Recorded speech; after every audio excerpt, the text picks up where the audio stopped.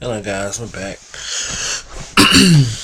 um, with our psychosocial crisis, one interesting thing that I found out in a book that Erickson stated also that a person can go throughout their entire life without fully resolving crisis, and that is very true.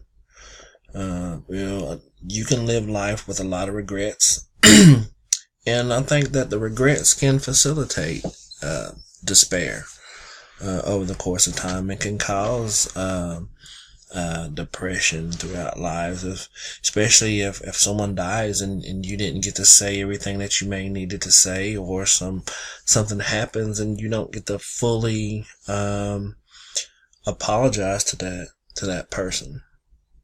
And when I asked my grandmother this, is there anything, in your life that you may have felt like you had any regrets? And at first she was like, no, not really. But in the same token, she was like, well, she thought about it and said she wished that she could have raised her oldest son, you know, um, with the rest of the kids, because she allowed her older son to go live with her mother. And she raised him in an environment where it was just him. He didn't have to worry about sharing things with others. He didn't get a lot of strict discipline as the way that my grandmother raised her children. um, I guess the accountability factor, his behaviors wasn't he didn't get that discipline. He didn't get the regular whoopings that her kids received when they done something, or get that right, get that exacted type punishment.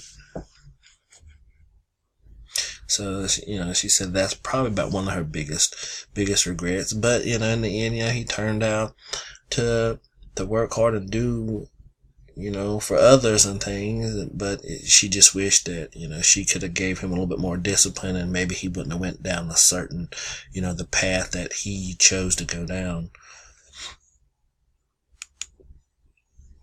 Okay, things that kind of facilitated this was her religion, her faith.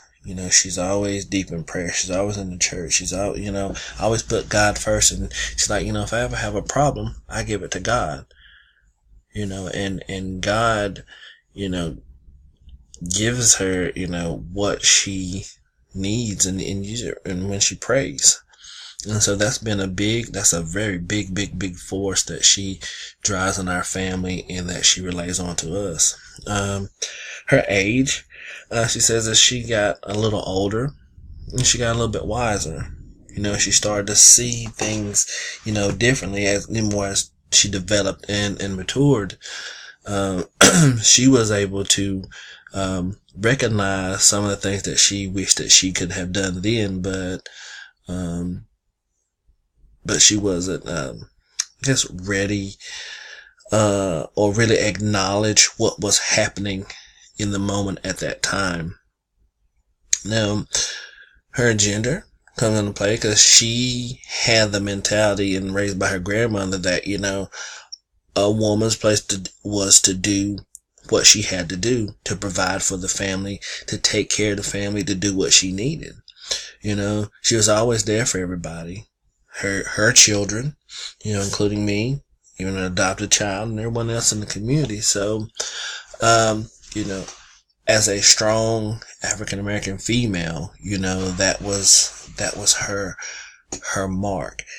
She clung to that of being, I'm doing what I have to do to provide for my children and my family at all costs. Now, one thing that it inhibited, you know, um, uh, her crisis was her age of being young. Not really knowing in the moment of what was going on. She just, okay, well, I'm going to live with this grandmother. My mother would like to, have him. So, okay, and really wasn't putting a lot of thought into how his environment, or how that really affected him once he came back home at the age of 14.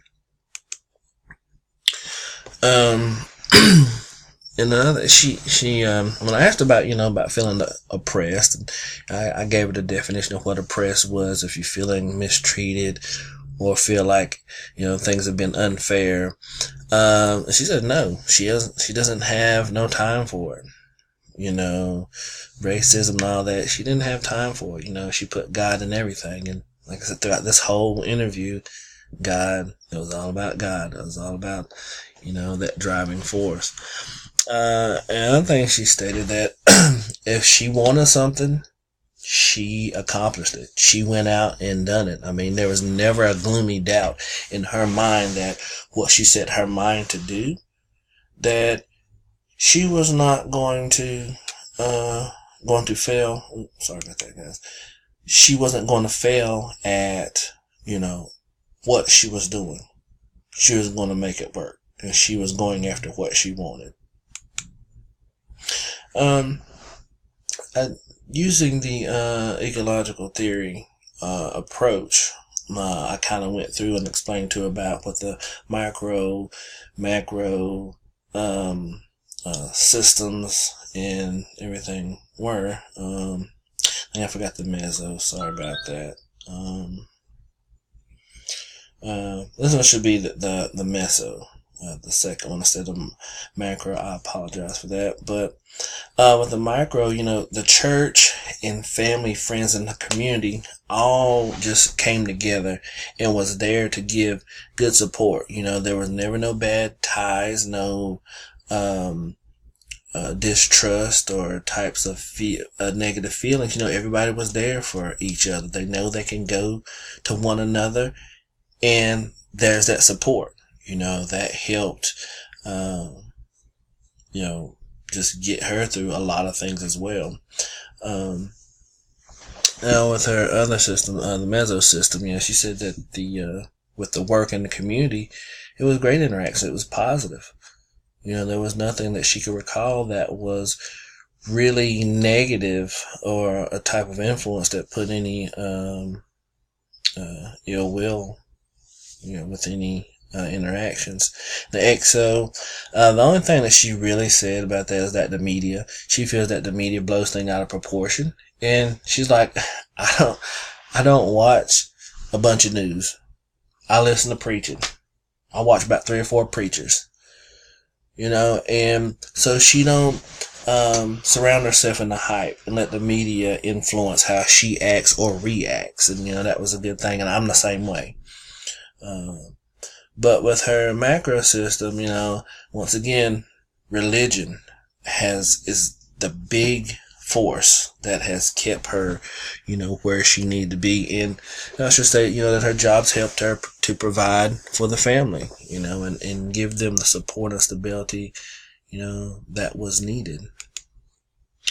Another theory that I added this was the social learning theory.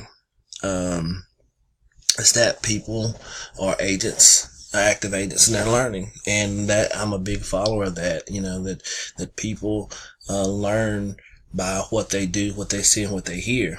In the modeling behaviors, she got that from her grandmother, how to be a good disciplinarian, of how to be a woman. Not verbally, but she's watched her do things, and that's how she learned how to be the woman who she was. She said that her grandmother would read the Bible from sun up to sundown, and that's one thing that she's done and continues to do. So she learned that. She got to the point where she had self-efficacy, where that everything she done it with success. She was able to complete it without fault because she prayed to God, and God helped her through it. And, that is just, it was a great conversation with my grandmother. I learned a whole lot, and she learned a whole lot as well. And I told her, I was like, take a step back and look also too that how, we'll get into this next slide. Okay, how the interactions with her environment help her to learn and to be who she was. And that was some limitations that, that she was very unaware of, that how the interactions with the environment really helped mold her into the type of person that she is. And another thing is like how the behaviors can be influenced by her environment, her surroundings, people, how, different communities close to hers could affect it, how politics, how everything in her area, not just in her small community, but outside of that, can affect her as a whole. That was something that she was unaware and didn't really even look at it in that type of perspective. And she didn't really recognize how her son's behavior when he was living with his grandmother really affected him when he came home, and he acted different as far as his behaviors than her other kids, because he wasn't getting that full discipline that he was should have been given, or that he could have been given while he was living with her. I hope you really enjoyed this oral presentation. I did, is sitting, talking with my grandmother and getting all this great information from her. It just give me a deep more respect and more understanding. And I also asked her too to end it, to give her something to think about. I was like, did you ever think about how the way that your mom was taken away from, you were taken away from your mom by your grandmother? You done the same thing to me. You took me under your wing when I was a baby, and so my mom could do this. So did you ever think about it that way, about how my environment is? And she never really put it in that perspective. But it ended all on a good note. Guys, I'm sorry that this video went a little bit over.